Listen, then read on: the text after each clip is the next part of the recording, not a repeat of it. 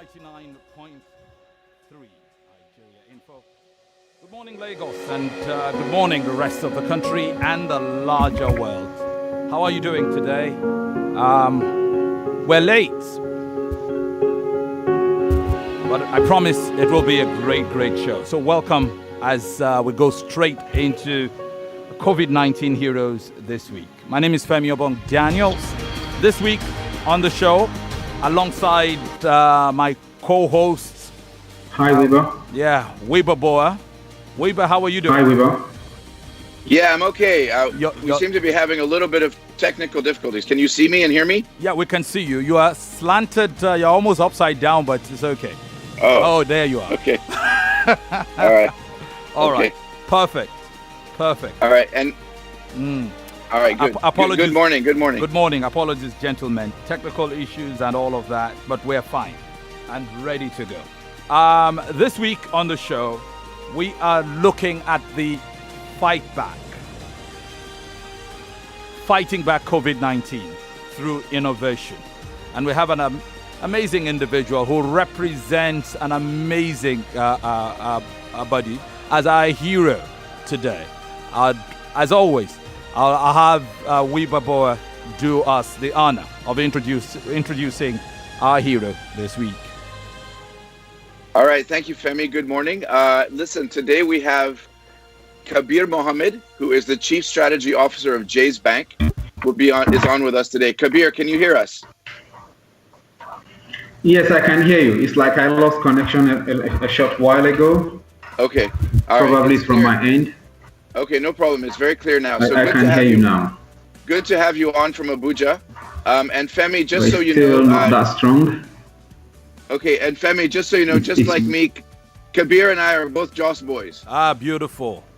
The best of us come from Jos. I don't understand why, but but again, you can't fight it because generation after generation, some of the most amazing individuals you've seen in different areas: sports, music, politics, business, and all of that. There's something about Jos, and we need to find it out eventually.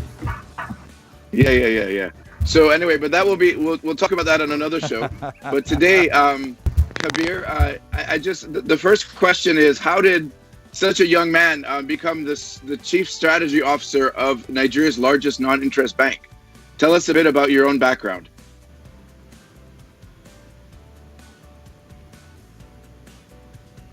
Hello, Kabir, are you there?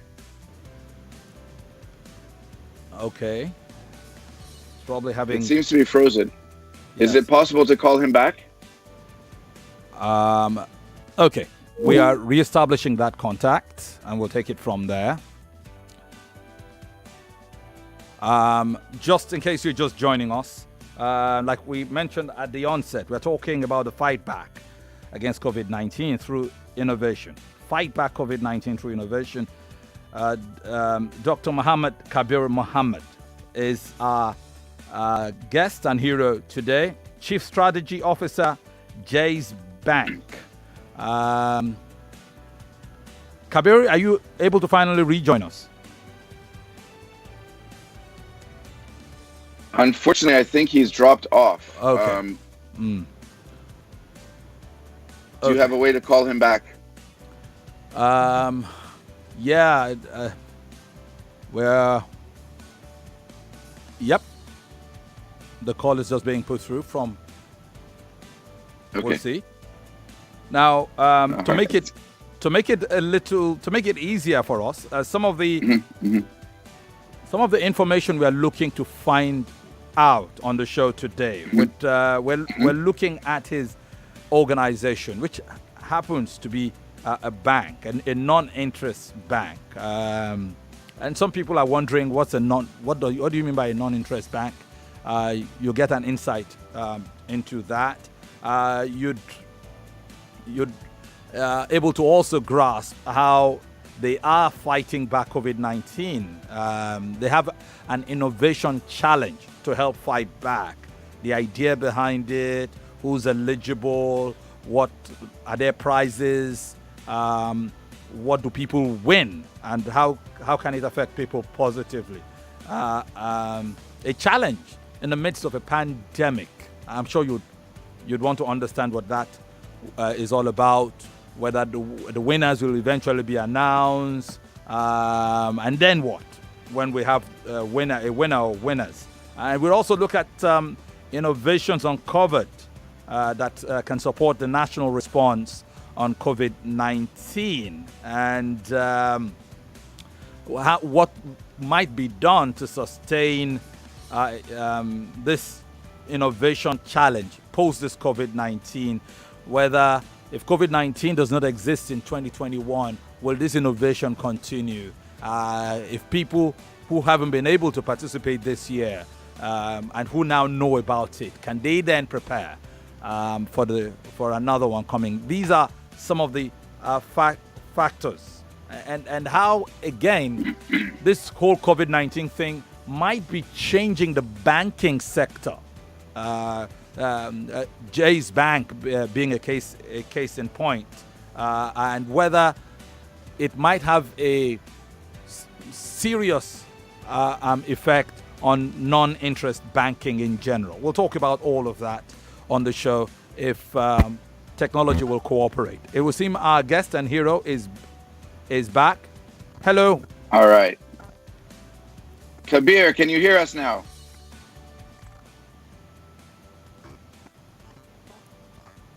Hello, Kabir. All right. Why we struggle to do that?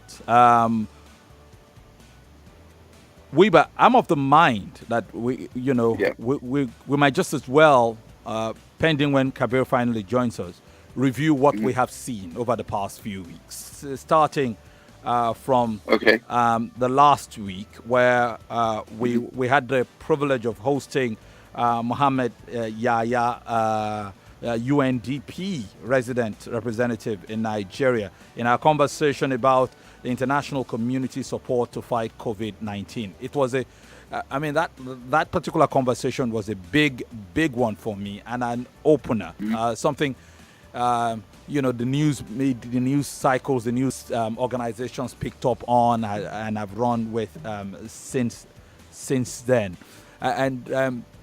You yourself have been in the fight here, and one day I'm looking forward to having a conversation with you and the All On team on your whole COVID-19 response and what's being done and what could yet be done.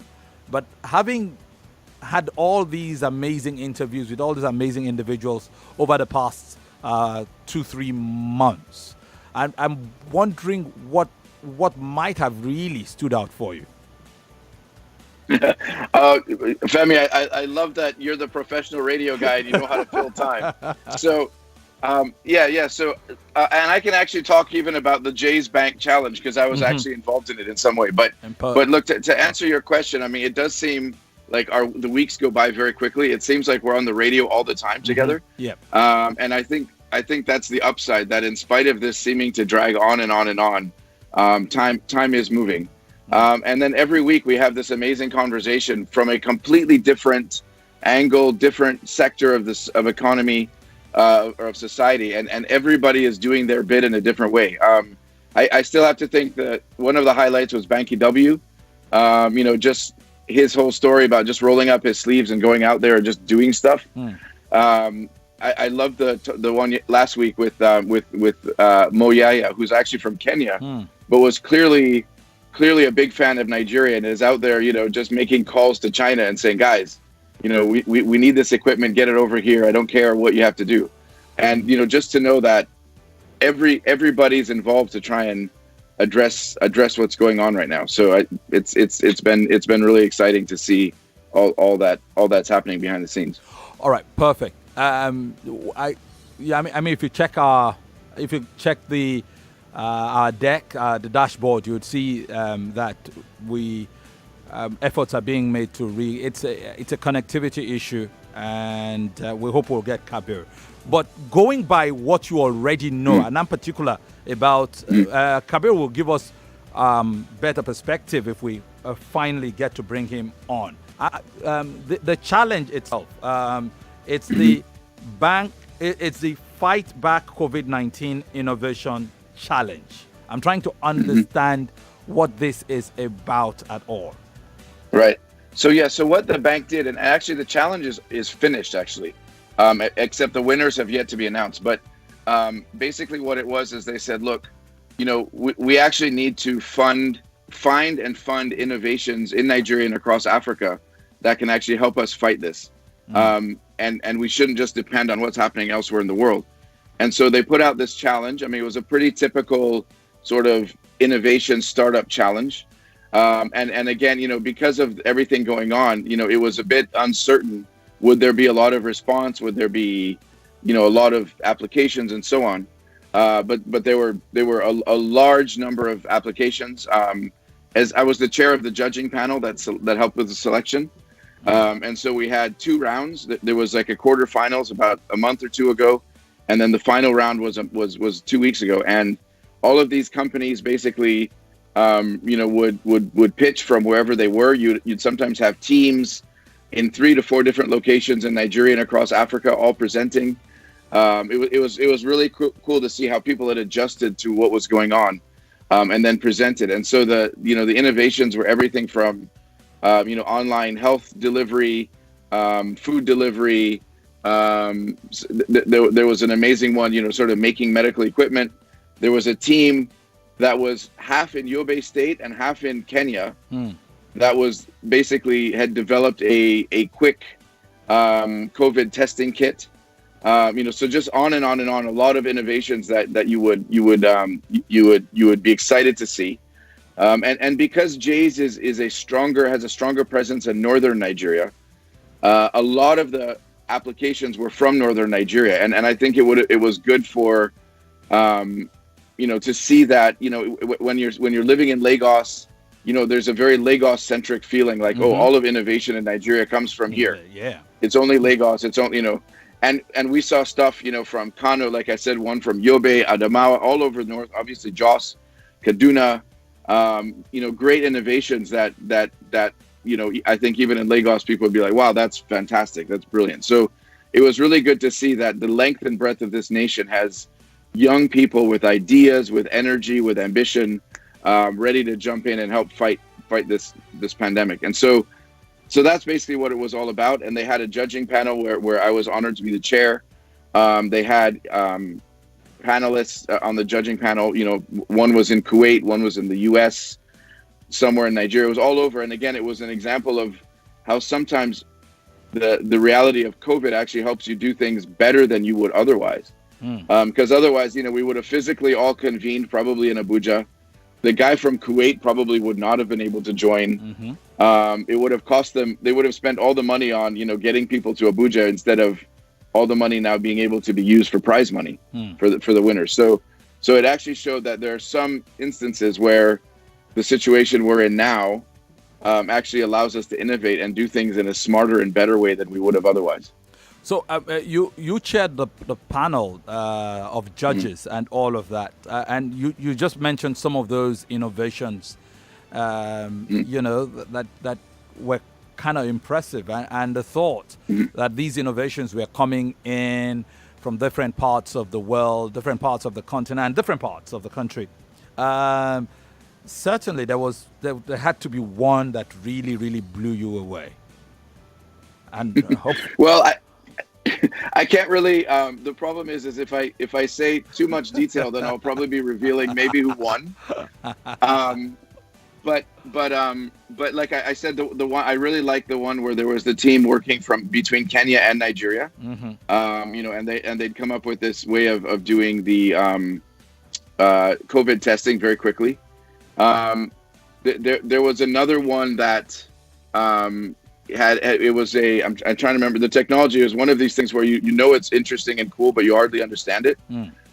But it was a way of just using like security cameras. You could test and assess people's potential that they may or may not have COVID. And so like it was for like an event center for restaurants or something like that even before the person was even in the door, you would already know, oh wow, this person is at risk and we need to address this. So just things like that. And then online medicine, telemedicine, all with a network of Hausa-speaking doctors across northern Nigeria. On and on and on and on and on. Yeah. Here's the thing.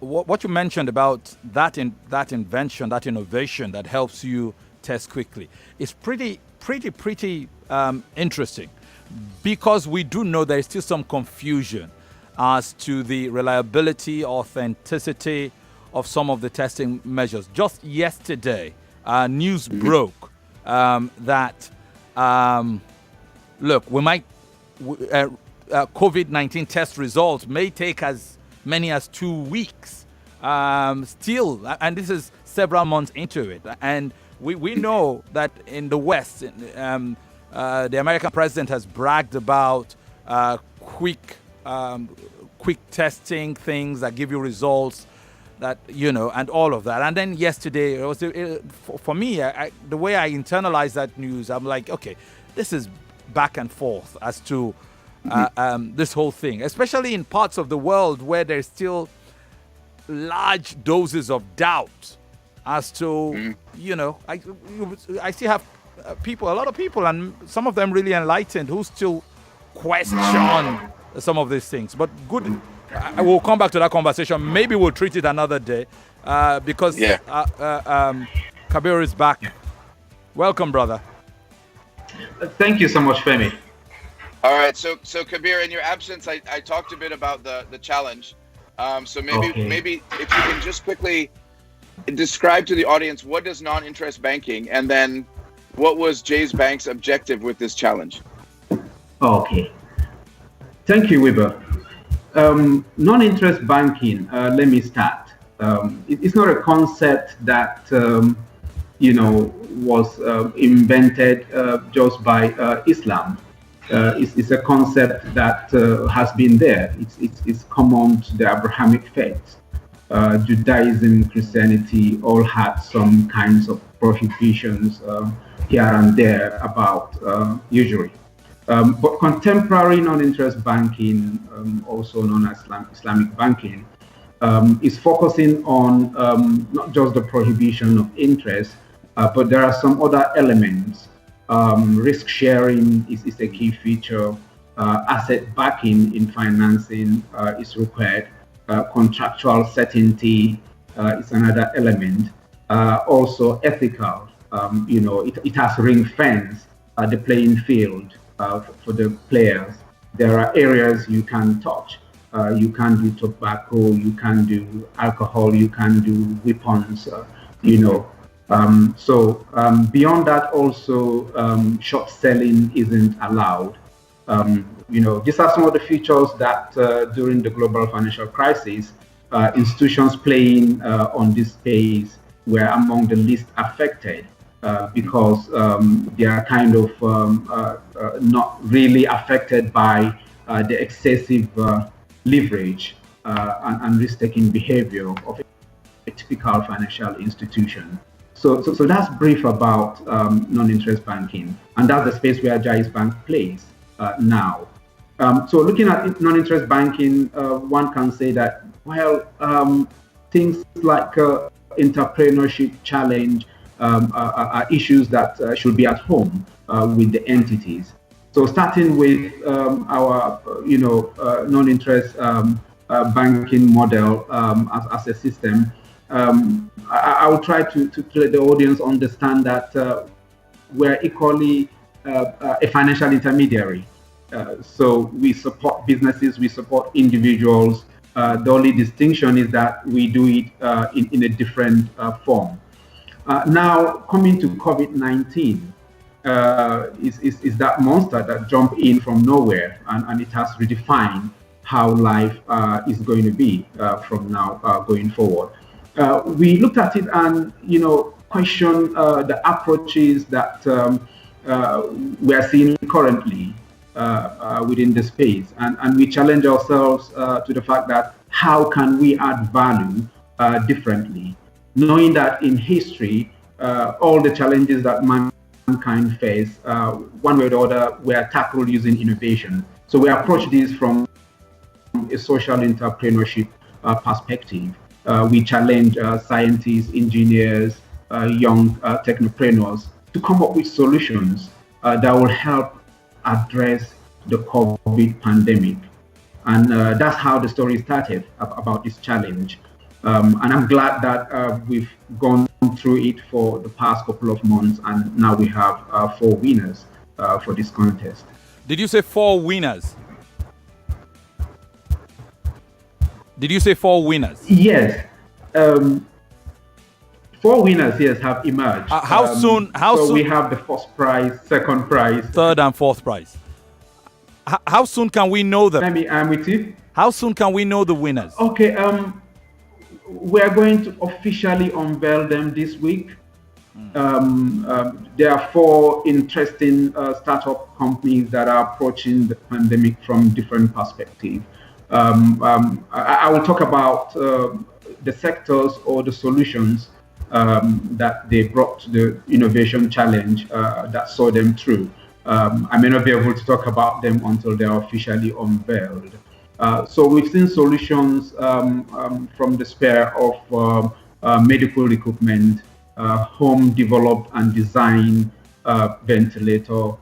We've seen solutions around, Medicare, telemedicine. We've seen solutions around green energy. We've seen solutions around logistics. So these are the key sectors within the winners emerge. And how much money are they getting? I mean, it's actually quite a sizable prize. Yes, the first prize is 50 million naira. The second prize will be getting 40 million naira. The third prize, 20 million, and the fourth prize, 15 million. So when I heard those numbers, I was very pleasantly surprised. But you see, Femi didn't even bat an eye. So I think when you're a big Lagos boy like Femi, I mean, 50 million naira, that's not. But that is actually a very, very generous prize and very impressive. So the bank is really putting a lot into this. So yes, really. Well, go ahead. Yes, Femi. Yeah, we are putting our money where our mouth is. As a purpose-driven institution, we're not seeing this as a one-off intervention. So we're not just splashing, peanuts that won't take these startups anywhere. We're looking at giving them the lifeblood they need to be here post-COVID, to remain as social entrepreneurs, making the impact to the society. All right. So post COVID-19, this is done.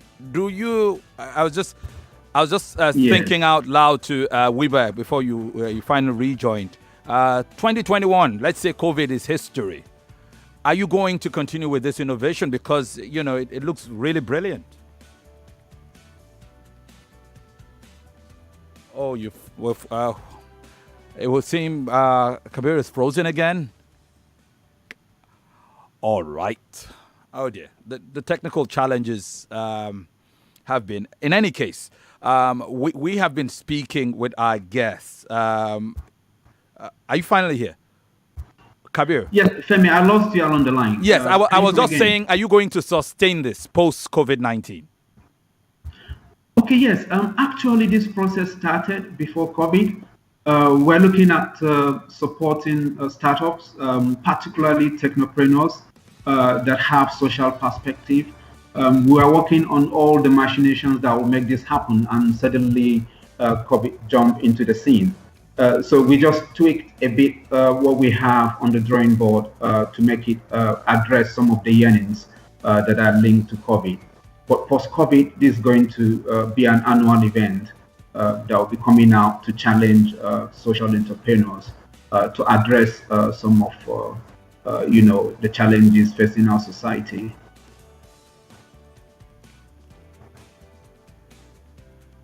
All right. Unfortunately, we've run completely out of time. Now, there's much to unpack. There's a whole lot more we'd like to figure out. So we would have, hopefully, we would have another meet. We would have I'm very particular about, interest-free banking and how you make any money, if at all. Yes. So it's a conversation. It will be an interesting conversation for another day. It's a conversation I would like for another day, where we also look, and I hope by the time we come, we would have had our winners announced. We would be able to expand further on those innovations and the practicality for these COVID-19 times. It's been such an amazing pleasure having you join us on the show today. Thank you so much, Femi. It's my pleasure. Wiebe, thank you for coming on. Unfortunately, the technical issues made it a bit difficult, but I think we still learned a lot about what non-interest banking is, and also about the Innovation Challenge. And I'm actually very personally glad to hear that you'll still be doing it in 2021, because I was very impressed with the innovations that came out. Very, very, very, very exciting. Thank you so much, Wiebe. All right. Next week, we'll be back again. Until then, on behalf of Wiebe Boer and myself, Femi Obong-Daniels, have a great week. Stay safe and keep listening to 99.3 Nigeria Info.